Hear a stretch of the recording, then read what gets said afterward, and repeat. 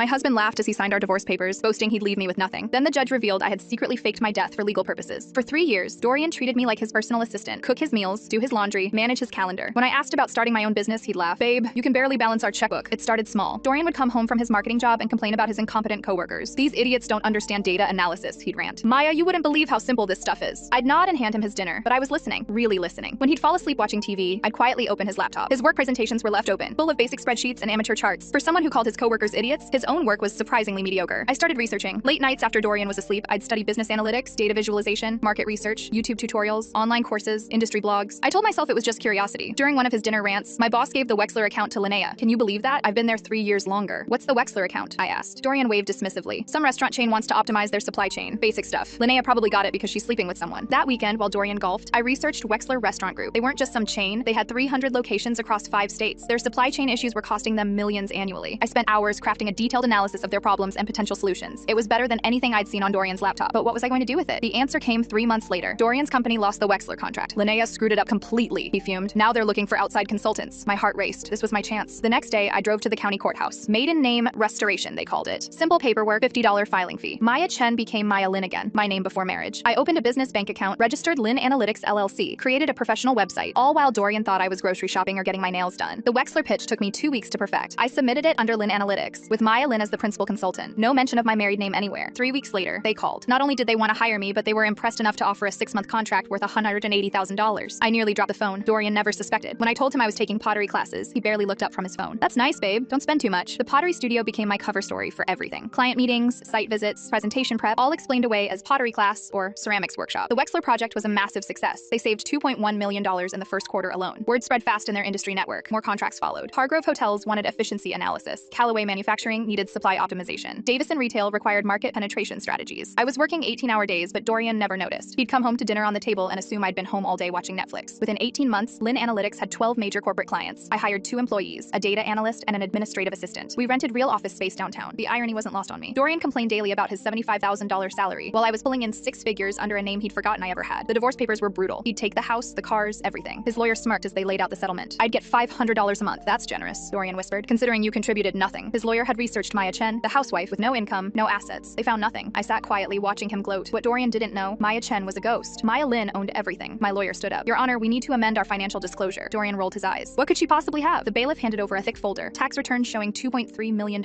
in business income. Corporate filings, bank statements. Dorian went white. His mouth fell open at my Fortune 500 contracts. This is impossible, he stammered. The judge peered over her glasses. Mr. Lin, your wife has been quite busy. His lawyer frantically whispered. Dorian stared at me, seeing me for the first time in years. You played dead, I smiled, so I became someone else entirely.